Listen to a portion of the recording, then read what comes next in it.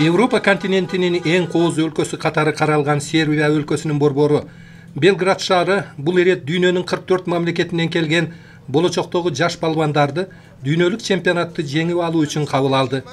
Аалам алкагында өтүп жаткан чемпионатка Кыргызстандын курама командасынын атынан чыккан Билол Хурилаев финалга чейин бардык атаандаштарынын далысын жер таптатып, дүйнөнүн вице чемпиону аталды. Салам алейкум, кыргыз элим. Европада Сербия шаарында чемпионат мира болуп өткөрүлдү.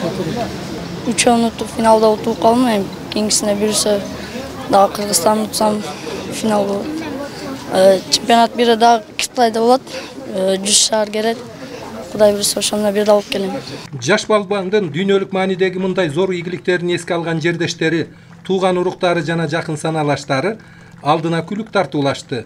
Ушундай эле сый урматка өспүрүмдөр арасында дүйнө чемпионатында күмүш медалды жеңип алган Билол Хурилаевдин машыктыруучусу Камалидин Абдулла Хожаев да татыды.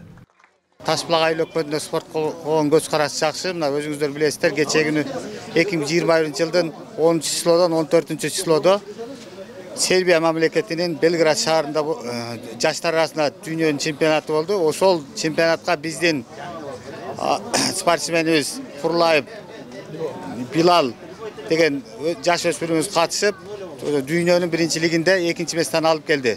Бүгүн ошо туугандары менен, айыл өкмөт менен биргеликте, өзүбүз биргеликте ушул жерде ата-энесинин атынан аргымак мингизишти, агайына Билалга аргымак мингизишти. Биз айыл өкмөттөн дагы ошо колдон келинче финансы жагынан жардам бердик.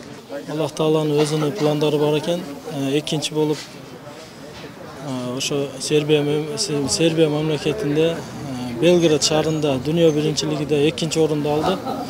3 атаандашын утуп, Украинага 3-1 утулуп калды тилекке каршы. Салтанаттуу аземдин жүрүшүндө келечегинен көптү үмүттөндүргөн жаш атлет Билол Хурилаевдин машыктыруучусу бүгүндөн баштап Өзбек Республикасында өтүүчү чоң эл аралык турнирге даярданышаарын билдирди.